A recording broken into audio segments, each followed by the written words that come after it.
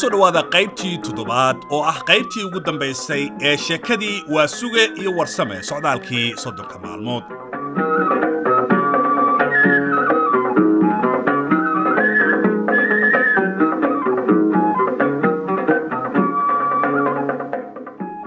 qaybtii lixaad waxay noo joogtay waa suge oo indhihiisa ku arkay gabadhii oo inta mar kaliya timaheeda gacanta lala helay sidii koofiyad looga dajiyay.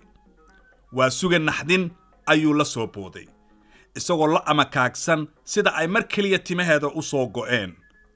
wuxuu yaabkii u sii kordhay markuu madaxeedii ku arkay timo kale oo kuwii hore ka duwan. umuurtaasi waxay waa suge ku abuurtay yaab uu la aamusay. waxa markii dambe u warramay wiil agtiisa fadhiyay oo u sheegay heerka xaragada gabdhaha reer magaalku ay maanta marayso. aqoon kororsiga labaad ee waa suge halkaasi uu maalintaa ka helay waxay ahayd in markii hore ay la wanaagsanayd gabadha guntinada qabta, laakiin ay u caddaatay in markii dagaal uu dhaco ama hawlaha qaarkood la qabsanayo uu surwaalku ku wanaagsan yahay xagga asturka. waxa galabtaasi waa suge afkiisa laga hayaa ilayn maradu waa dhar loogu talagalay nabad iyo xarago ee kuma wanaagsana dagaal iyo shaqo adag midna. markii dambe waxa la isku dayay in gabdhihii la kala badbaadiyo, laakiin waxa dhulka la dhigi waayay oo la joojin waayay gabadhii laga soo xaday barukada. waana la ogaa wixii qabsaday markii loo itaal sheegtay. waa suge wuxuu halkaasi ku xasuustay maansadii gambaraalaha ahayd ee ay tirisay maynuun biyoy oo ahayd haddaad reer masaa'ib maslaxay tiraa midka mawdku fuulaan maara loo helayn. waa suge iyo warsame isma helin galabtaasi, mid waliba waxa uu fariistay beer gaara wuxuuna ka tagay maqribtii dambe isagoo leh maxaa kii kala qabsaday. mid waliba markii uu u warramay reerkii ayaa loo sheegay in magaaladu ay leedahay beero nasasho oo tiro badan, sidaas ayayna ku wada ogaadeen sababta ay isu heli waayeen. subaxii dambe ayuu waa suge isku dayay inuu doono widaygii warsame. waa suge wuxuu guriga uu warsame jooga tagay maalintii dirir quraanka la saarayay, dibna uguma laaban. maalintaa oo dhanna waxa uu wareegayay xaafadaha degmada Howlwadaag. nasiib darro ma uusan helin aqalkii dirir ee warsame uu joogay. aqaladii isu wada ekaa iyo jidadkii badnaa ayuu waa suge ku wareeray. odaygii markuu quustay degmadiina uu ka soo baxay isagoo talaabada jiidaya daal dartii ayuu xasuustay in geed weyn uu ku dhex yeelay aqalka dirir. meeshaas ayuu dib uga laabtay. mar labaad ayuu degmadii dhex galay. waa suge wuxuu istaagay bartamaha degmada markaasuu isha la raacay aqaladii hareerihiisa yiilay oo dhan. sidaas waxa ugu caddaatay yaabna u sii kordhisay in aqalada intooda badan geedo ay ku dhex yaallaan. meeshaas ayuu waa suge dib uga soo cagajiiday isagoo ka quustay aqalkii uu raadinayay, niyaddana iska leh muraadkiisa gafa minankiisa ma gafo. waa suge isagoo guriga ummadda soo agmaraya, niyaddana ka tashanaya oo isweydiinaya siduu uga war heli lahaa widaygii warsame ayuu jidka kula kulmay nin baabuur u kici waayey. waa suge waxa uu ka mid noqday dadkii laga codsaday in ay baabuurka riixaan, mana diidin maxaa yeelay wuxuu xasuustaa mahmaahdii ahayd intii nin dhibtaa laba ma dhibto. waa suge waa dadka samafalka jecel, laakiin maalintaasi waxa ka soo gaartay dhibaato weyn. markuu baabuurkii riixidiisa isu diyaarinayay ayuu ushii iyo ubadii uu sitay baabuurka kor saaray. haddaba maxaa dhacay? shufeerkii ayaa markuu baabuurkii u kacay uba iska tegay isagoo aan baabuurkii ku kalsoonayn haddiiba uu joogsan lahaa oo dadkii uu mahad celin lahaa. waa suge markuu hubsaday inuusan joogsanayn baabuurka ayuu ka daba orday isagoo qaylinaya. dadkii jidka marayay ayaa isiri ciyaal suuq ayaa duqa lacag ka dhacay. markaasaa qof waliba halkiisii ka soo orday dadkii maqlayay oo baabuurkii joojiyey, wuuna ka soo degay dalawarkii. waa suge wuxuu yimid isagoo aan xalli karin oo orodkii ku xiiqay. dadkii oo dhammi waxay dhowrayaan duqa hadalkiisa. qaarna waxayba leeyihiin noo warran adeer maxaa ku qabsaday. markuu xoogaa nastay ayuu duqii hadlay oo yidhi usha iyo ubada ii soo dejiya. markii sababtii la ogaaday ayaa qof waliba qosol la raftay oo xitaa shufeerkiina qoslay. markaasuu waa sugana qoslay markii la wada qoslay. markii la kala tagay ayaa waa suge uu mahmaahay oo uu yidhi balaayo waa tii kaa qoslisa. waa suge wuxuu aqalkii wiilkiisii tegay goor duhura isagoo aad u daalan, reerkiina uga sheekeeyey dhibaatooyinkii uu maalintaa la kulmay. waa suge iyo warsame waxay ismoogaayeen muddo 2 toddobaad ah iyadoo uu mid waliba raadinayay midka kale. maalintii dambe ayay goor duhura isku arkeen masaajidka Marwaas oo ku yaala bartamaha Muqdisho. boqolaal qof ayaa salaadii duhur sugayay.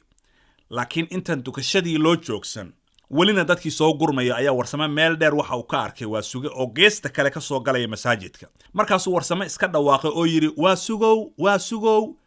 Odaygii kalena markii uu maqlay oo uu arkay wadaagiis ayuu halkii ka soo orday oo dadkii salaada sugayay ka soo wada dulbooday, qaarna dardaray. Nasiib darro odayaashii oo aan isa soo gaarin ayaa salaadii la aqimay. Markaasaa mid waliba halkiisii safka ka galay. Markii salaadii laga baxay odayaashii isu yimaadeen waxaana ay isdaafsadeen salaan farxad leh iyo iswaraysi gaaban. Intaa kadib Waasuge ayaa waxa uu warsame ku marti qaaday inuu maalintaasi kala soo qadeeyo aqalkii Muuse soona barto gabadha wiilkiisu uu qabo. Si farxad leh ayuu warsame u aqbalay martiqaadkaasi. Horey ayuuna uga warqabay in uu ina Waasuge qabo naag cadaana oo magaceeda la yiraahdo Maria. Muddo yar kadib odayaashii waxay yimaadeen aqalkii Muuse. Nasiib darro waxay maalintaasi aqalka ku soo beegmeen Maria oo jiran. Markii la qadeeyay xoogaana la sheekaystay ayaa salaadii casir la aadaamay. Odayaashii halkoodii ayay ku dukadeen. Markii salaadii ay ka baxeen oo ay ducaysteen ayaa warsame u yeeray Muuse oo uu ku yiri koob yar biyo ku keen aan gabadha jiran tahliil u tufnee. Waasuge oo xogogaal u ah inaysan reer Muuse tahliisha jeclayn kana hortagi la samafalka wadaagii uu ku kacayo ayaa intaas niyadda waxa uu iska lahaa ilaahu nimaan ogeyn waxa cadaabin saa wax ma ogee. Muuse wax kastaba ha qabay maalintaasi waa uu ka xishooday odayaashii markaasuu koob yar biyo ku keenay. Markay odayaashii tahliishii tufeen ayay magaalada isku raaceen. Laakiin intaysan aqalkii ka bixin ayuu warsame u mahadnaqay reer Muuse kadibna maca salaameeyay. Waxaa dardaarankiisii ka mid ahaa markuu Muuse la ballamayay Muuse markay gabadhu tahliisha cabayso waa inay 3 jeer ka bataa bisinkana ku bilowdaa kadibna ay madaxa iyo beerka gacanta la marsataa.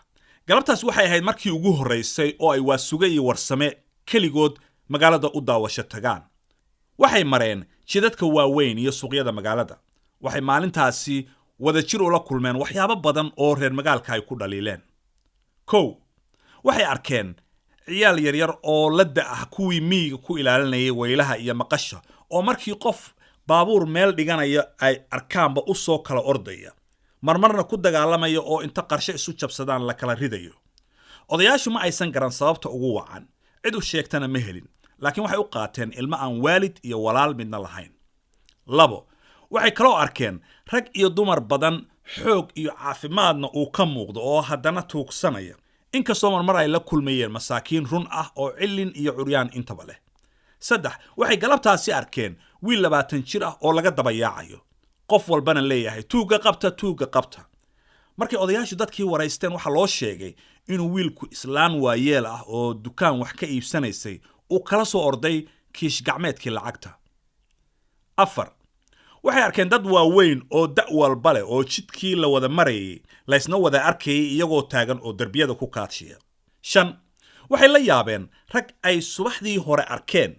Mid waliba goonidiisa ayuu u arkay oo islama socon galinkii hore iyagoo jar iyo turub ku ciyaaraya agaarka kawaanka xamarweyne oo welina halkoodii yuurara. 6 wax kaloo indhahooda ay ku arkeen oday da'dooda oo inta khamri ka dhargay isagoo sakhraansan dariiqa dhacdhacaya ciyaal tiro badanna ay ka dabayaacayaan. Goor maqrib dabadii ah ayay labadii duq kala tageen iyagoo isu sheegay in mid waliba danihiisii uga dhammaadeen magaalada markaana uu bixid diyaar u yahay. Midkoodna ma hubin maalinta uu ka tagi doono xamar aad ayay u wada jeclaayeen in ay isku baabuur raacaan. Waxaa niyadooda ka go'i waayay safarkoodii hore oo ay isku barteen. Warsame ayaana amuurtaas soo hadal qaaday oo yiri mar haddaan reerihii ku wada noqonayno maxaa ka wanaagsanaan lahaa inagoo mar kale isla jid marna. Waasugow aad ayay u wanaagsanaan lahayd alla agtiisna kuma adka. Waxaan soo malaynayaa inaan ishareeli weyne Warsamow nabadgelyo ayuu yiri Waasuge. Halka ayay labadii oday isku macsalaameeyeen iyagoo si daran doori ah isugu gudbinaya erayo kal furan ka soo fulayay.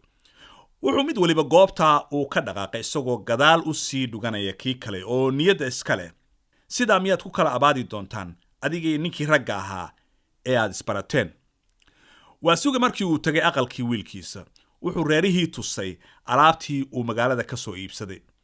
Kadibna wuxuu uga sheekeeyay waxyaabihii yaabka lahaa ee magaalada uu ku soo arkay isaga iyo Warsame. 2 jeer ayaa loo soo kululeeyay shaahi loo shubay oo sheekadii ayaa hilmaansiisay. waxyaabihii ay galabtaasi la kulmeen ayuu dhaliishooda ku qiimeynayay aragtidiisa.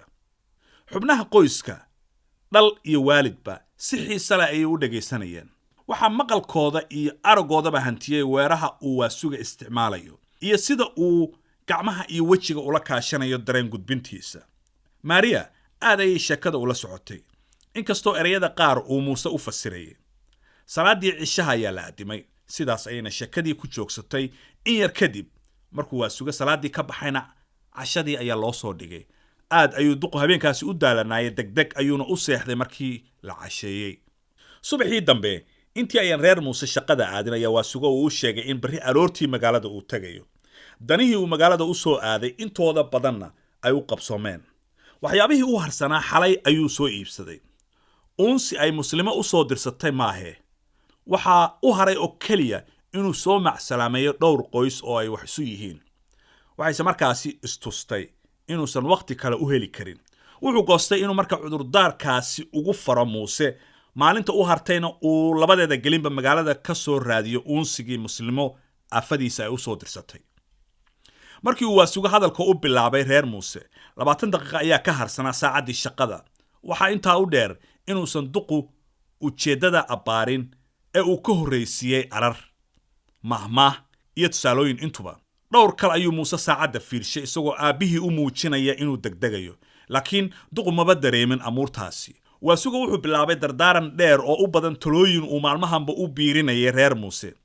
maria ayaa isxayn weyday oo inta baabuurkii kortay muuse hoonka u yeerisay. waasuga oo aan la socon dhibaatada reer muuse ka haysta xagga shaqada ayaa isaguna hadalkiisii hakiyey ilaa ay maariya soo laabanayso. wuxuu duqu jeclaa in ay goobjoog ka noqoto dardaarankiisa. muuse ayaa markaa yidhi, aabe, haatan waxaan u degdegaynaa shaqadii, galabta ayaanse si wanaagsan u dardaarmi doonaa. wadahadallo kala afhaysi ku jiro ayaa subaxdaasi lagu kala tegey. intii ayan kala dhaqaaqin ayuu waasuga reer muuse waxa uu weydiiyey meesha uu ka helayo uunsi iyo qiimaha la gado intaba. waxay ugu jawaabeen, ma naqaan, dhibsa ma laha, oo dadkaa kuu sheegaya magaalada ayaad ka helaysaa. sidaas ayaa lagu kala dhaqaaqay, waxaana la isu soo laabtay duhurkii dambe iyadoo la wada daalan yahay oo aan hadal loo diyaar ahayn. muuse wuxuu galabtaasi lahaa shir shaqaale. waasugana wuxuu isaguna aad u sugayey, isuna diyaarinaya dardaarankii subaxii ka agaasin wareeray. waxaa taa ka sii daraa muuse oo is yidhi markaad shirka ka timaadid ayaad aabbe wada hadli doontaan, oo iska baxay.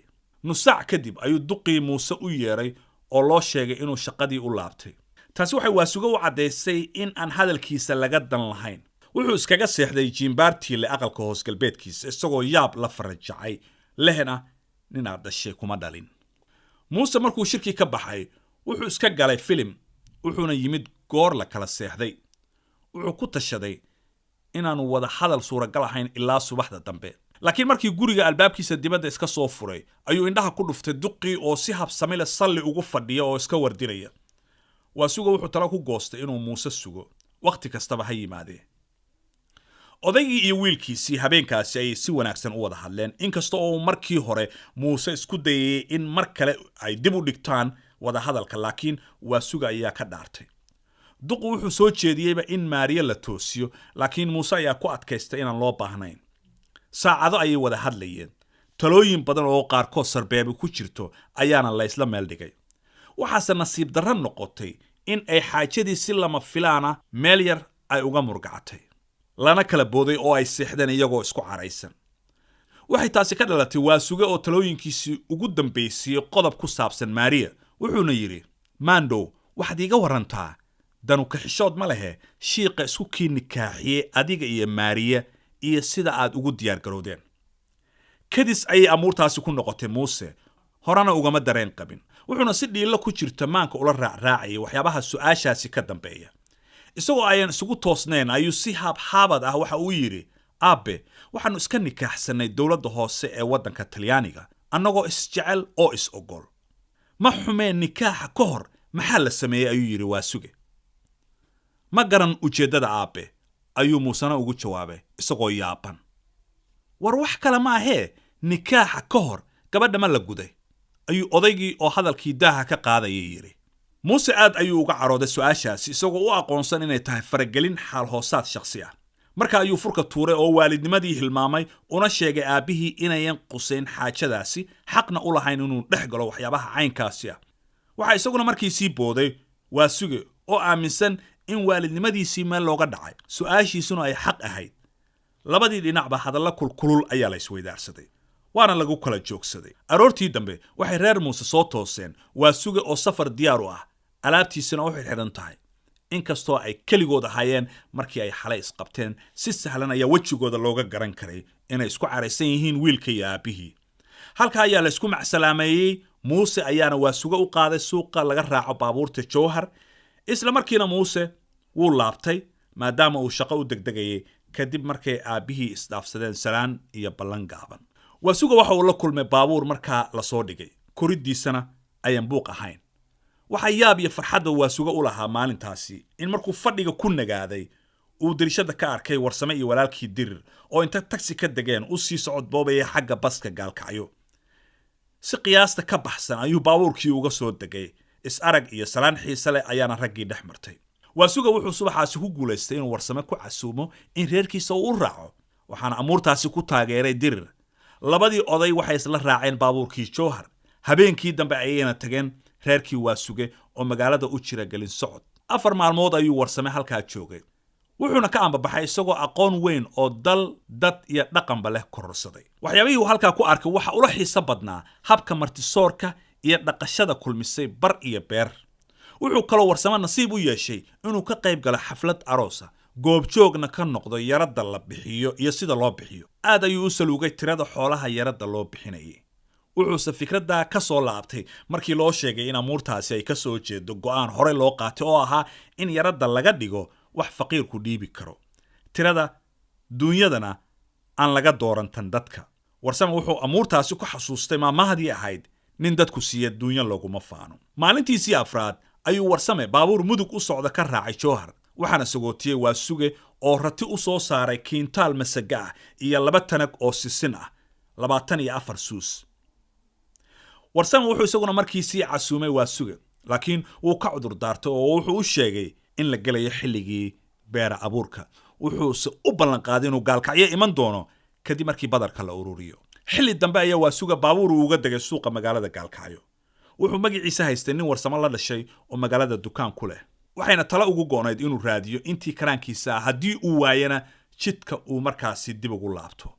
dukaanleydii ugu horeysay ee uu weydiiyey ayaa u tilmaamay, muddo yar kadibna wuu helay.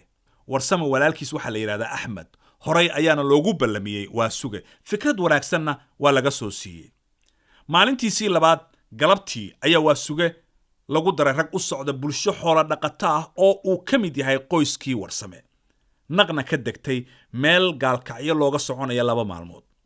Waasuge wuxuu muddadaasi la joogay Warsame walaalkii, wuxuuna kala kulmay wanaag xusuus reeb leh. Waasuge iyo raggii uu la socday waxay bulshadii ku soo beegmeen goor duhur ah, iyadoo maqaawiirtii ku dhantahay halkaasi oo geed lagu qaadayo gar ku saabsan nin geel lagu ergaday neef ka iibsaday. lagama sheekayn karo salaantii xiisaha lahayd ee dhex martay markay is arkeen labadii oday. intaa kadib Warsame wuxuu isbaray Waasuge iyo odayaashii bulshada, waxaana la isla gartay in ay garta halkeedii ka sii socoto.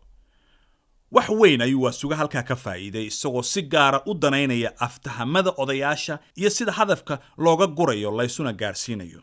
dood iyo difaac aan kala liidan ayaa la isdhaafsanayaa. markaasuu Waasuge hadba dhinaca hadalka ku dambeeya la safanaya.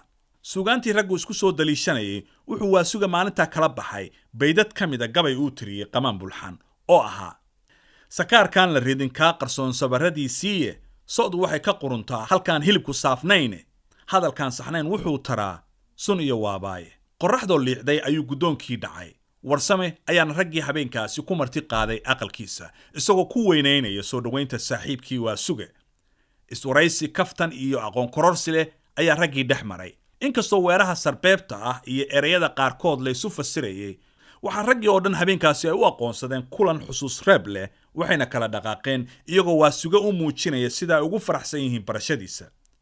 Waasuge wuxuu Warsame la joogay muddo 7 waxaana la siiyey tulud ari ah, 10 riyood iyo tanag subag ah. wuxuuna la geeyey magaalada Gaalkacyo si uu baabuur ugu hubsado. markay magaalada yimaadeenna waxay maalintaasi ay harsadeen aqalkii Axmed, Warsame walaalkii. galabtii dambe ayayna halkaa isku macsalaameeyeen labadii oday ee Warsame iyo Waasuge.